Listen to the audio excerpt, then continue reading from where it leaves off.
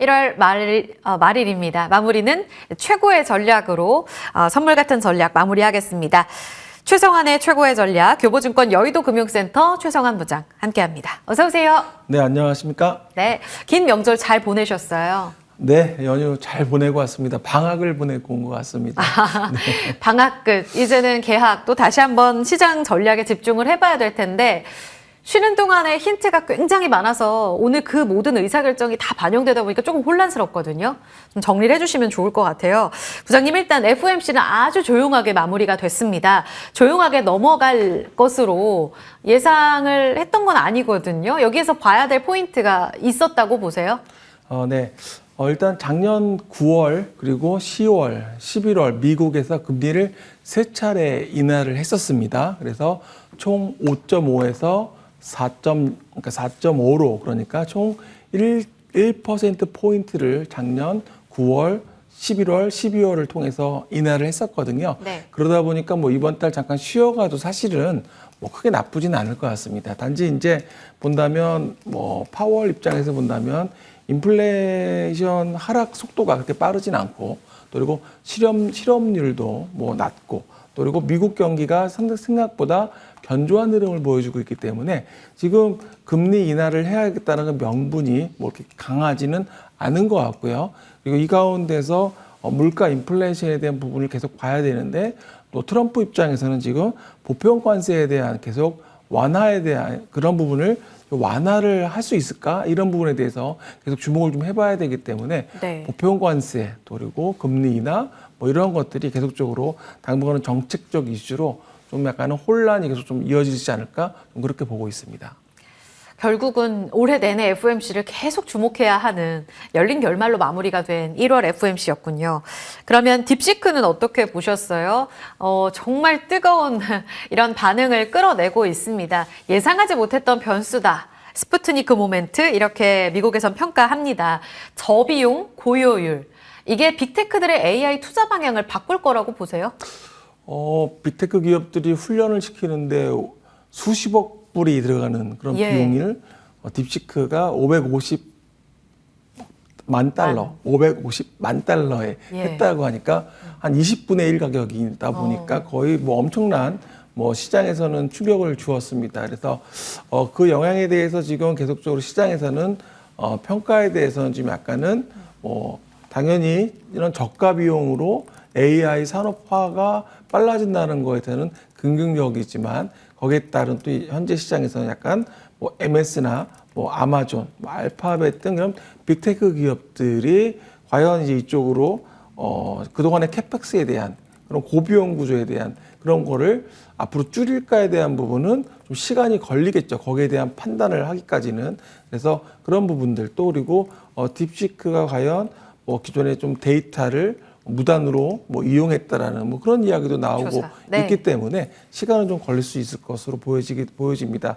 단지 우리나라 입장에서는 SK 하이닉스나 또 그리고 기존의 뭐 전력기기, 반도체, 뭐 원자력 등 이러한 1월 달에 강세를 보였던 회사들 입장에서는 조금은 부담이 되는 거는 사실인 것 같기 때문에 지금은 약간은 변동성 구간이 조금 더 이어지지 않을까 이렇게 보고 있습니다. 당분간은 이 잡음들을 조금 견딜 시간이 필요하다. 지금 하이닉스가 낙폭을 줄이기는 했는데 여기서 더 20만 원에서 더 끌어올리지는 못하고 있어요. 20만 2,500원, 8% 마이너스권역에 머물러 있습니다. 원전, 전력 다 오늘 조정을 받고 있는 흐름까지 변동성은 당분간 더 필요하다라는 의견 들어봤고요. 빅테크 실적 안에서 테슬라가 우리 시장에 큰 영향을 주고 있는데 간밤에 $400로 거래 마치면서 회복으로 거래를 마쳤습니다. 실적은 실망을 했는데 기대되는 포인트가 여전히 있다? 그렇다면 그 투자 아이디어 연결시킨다면 뭐 로봇, 자율주행 어디를 봐야 돼요?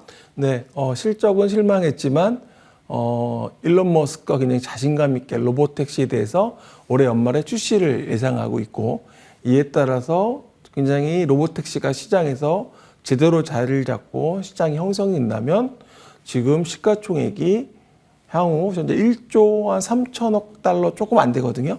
근데 향후 5년 내 15조 원, 15조 달러를 만들 것이다라고 했습니다. 그러니까 뭐 텐베거 얘기 많이 하잖아요. 예. 우리가 시장에서 어떤 기업을 샀을 때 10배짜리 어떤 그런 수익을 낼 수 있는 기업이 되는 겁니다. 머스크가 강조한 건 테슬라가 그 정도의 어떤 향후의 기업 가치의 업사이드가 있다라고 보는 건데요.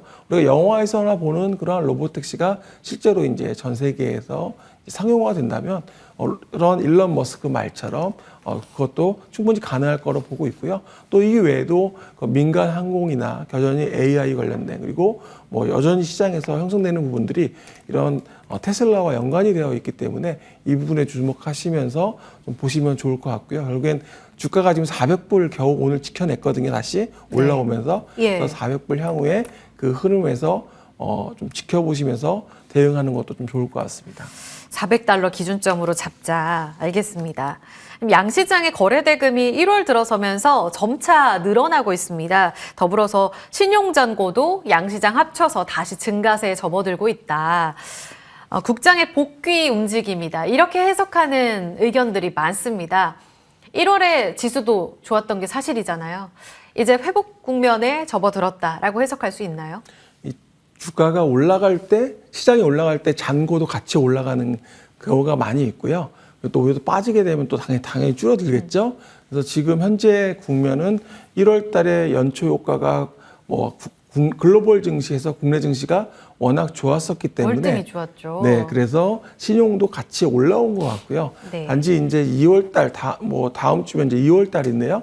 이제 그 미국에서 지금 계속적으로 나오는 이야기가 이런 그 빅테크에 관련된 약간 노이즈도 있고 그리고 금리에 대한 뭐 노이즈도 있겠지만 전체적으로는 신용잔고라는 게 또 빠지게 되면 또 다시 또 줄어드는 경향이 있습니다. 그래서 전체적으로 지금 현재까지 시장이 많이 올라왔기 때문에 좋았었고 그랬었고요. 그래서 궁극적으로는 올해 지난번 말씀드렸지만 1월 달 증시가 좋을 때 연간 증시가 상승할 확률이 약 80%이기 때문에 올해 시장에 대한 큰 그림을 보고 단기적보다는 좀 큰 그림을 보고 대응하는 게 좀 좋을 것 같다라고 말씀을 드리겠습니다. 코스피가 오늘 월봉을 완성하는데 지금 4.8%가량 현재 기준으로 상승, 코스닥은 6.9% 상승을 보이고 있습니다.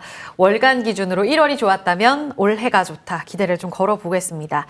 자, 이제는 1월 마무리하고 2월로 넘어갑니다. 엔비디아 실적도 있고 당장 2월 1일부터 관세 부과를 예고한 트럼프 대통령. 여기서 좀 자유롭지가 않을 것 같아요. 섹터 어느 쪽으로 모아가는 전략이 유효할까요, 부장님? 1월 달에 반도체, 원자력, 전력기 쪽이 강했다면 네. 2월은 아무래도 말씀하신 것처럼 보편 관세라든지 여러 가지 또 지금 AI발 또 그런 딥시크에 대한 이야기가 계속 나오고 있기 때문에 네. 상대적으로 좀 영향이 덜한 쪽으로 좀 관심도 필요하겠다 생각 드는데요. 그 중에 이제 제약바이오에 대한 관심 저는 상당히 좀 필요하겠다라고 좀 말씀을 드리겠습니다. 그래서 제약바이오는 특히 이제 올해 성과가 많이 나올 수 있는 그런 기업들 위주로 저는 포트폴리오를 형성하는 게 좋을 것 같다고 말씀을 드리겠는데요. 그 중에서 오늘 좀 말씀드리고 싶은 종목이 네. 이제 퓨처캠입니다. 너무 반갑게 종목이 또 나왔습니다. 퓨처캠. 어떤 네. 성과가 올해 기대돼요? 지금 주가가 작년에 고점을 3만 원대 기록하고 예. 지속 하락하면서 지금 주가는 2만 원까지 내려왔거든요. 물론 최근에 15,000원까지 내려왔다. 지금 최근에 지난주에 네. 거래량도 많이 터지면서 주가가 좀 올라가는 모습을 보여주고 있습니다.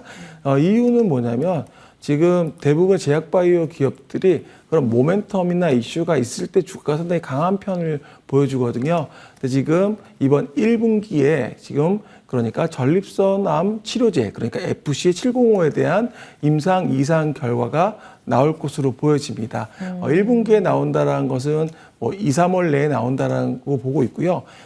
기존의 그 임상 2상 중간 결과가 상당히 좋았습니다. 부작용이나 유효성 면에서 용량은 절반 정도 수준에서 그러니까 글로벌 기업 현재 경쟁사 대비해서 좋았다라는 점은 상당히 기대감을 높여주고 있고요. 그리고 관련된 그런 기업들이 글로벌 기업들에서 P인수 그러니까 M&A가 될 때 3조 원대 또는 2조 원대 M&A가 되었던 그런 사례가 있고 최근에 플루빅토 같은 경우는 연매출 1조 원이 넘으면서 지금 블록버스터급 그런 품목으로 자리를 잡고 있거든요. 이런 그 방사성 의약품은 기존에 우리가 알고 있는 알테오젠이 지금 19조 원, 시가총액이 20조 원에 육박하는데 그런 그 ADC와 마찬가지로 방사성 의약품은 진단제와 또 그리고 치료제로도 사용이 될 수 있는 부분인데 글로벌 기업들이 상당히 많은 관심을 가지고 있고 M&A를 하고 있습니다. 그래서 임상 이상 결과가 이번에 굉장히 좋게 나온다면 네. 3상 진입에 대한 청신호도 나올 수 있고 특히 글로벌 기업들의 M&A도 이어질 수 있기 때문에 네. M&A나 또 기술 수출도 가능하기 때문에 좀 주목하시면 좋을 것 같습니다. 올해 기술 이전 관련한 성과 있는 쪽 보자. 임상 3상 진입하는지 여부가 제일 중요하겠습니다. FC705 이 물질 기억해 주시면서 방사선 의약품 퓨처캠 전략 마무리하겠습니다. 최성환 부장과 함께 인사드리면서 출발 성공투자 물러가겠습니다. 여러분 고맙습니다.